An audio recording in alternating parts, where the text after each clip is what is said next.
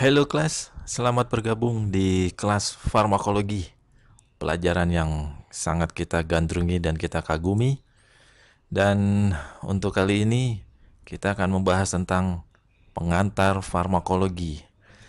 Semoga setelah belajar pengantar farmakologi, kalian akan paham tentang definisi-definisi penting yang kamu harus tahu dalam belajar farmakologi selanjutnya.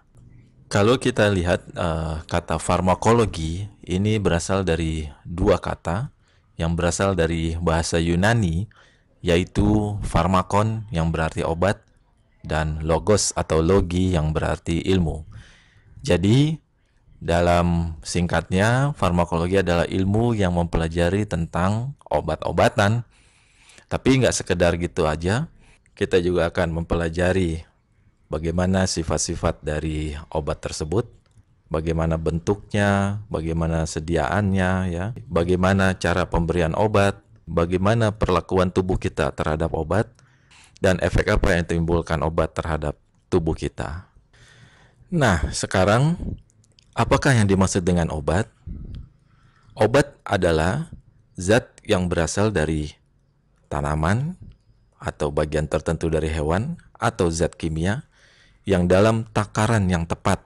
Ingat, takarannya harus tepat sehingga dapat berguna untuk mencegah penyakit atau untuk bisa juga usaha kita untuk mendiagnosis suatu penyakit. Selanjutnya, bisa juga untuk meringankan gejala suatu penyakit, dan obat juga bisa membasmi kuman penyebab penyakit, bisa juga menyembuhkan luka. Tapi dalam hal ini bukan luka hati loh ya. Selain itu, obat juga bisa digunakan untuk memperbaiki penampilan dan menambah rasa percaya diri bagi penggunanya. Dengan kata lain, obat adalah zat yang sangat berguna bagi kita karena dapat meningkatkan kualitas hidup kita. Lalu bagaimana orang-orang zaman dahulu memperoleh obat?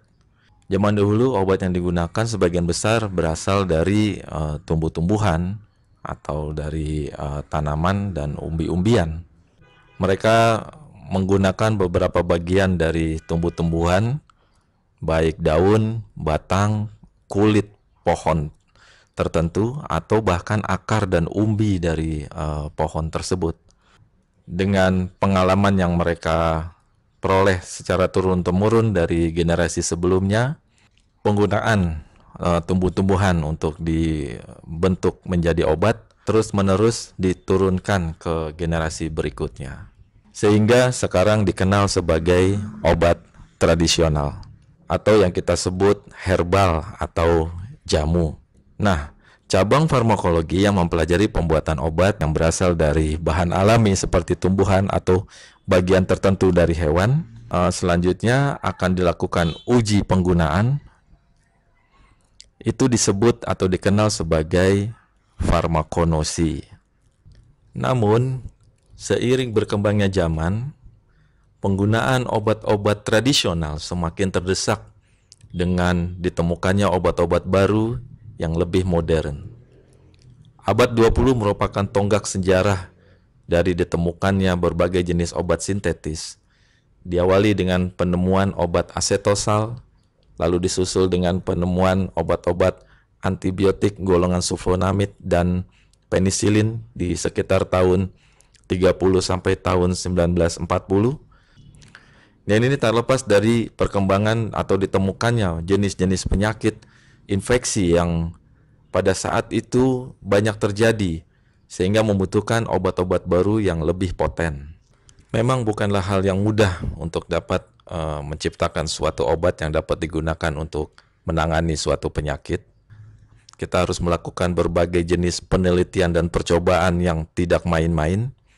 Jadi, dalam membuat atau menciptakan suatu obat bukanlah hanya dengan coba-coba belaka, harus berdasarkan alasan ilmiah yang dapat dipertanggungjawabkan. Untuk itu kita harus mengetahui efek apa yang kira-kira dapat ditimbulkan oleh obat ini terhadap tubuh kita. Maka kita perlu mempelajari ilmu yang disebut farmakologi klinik.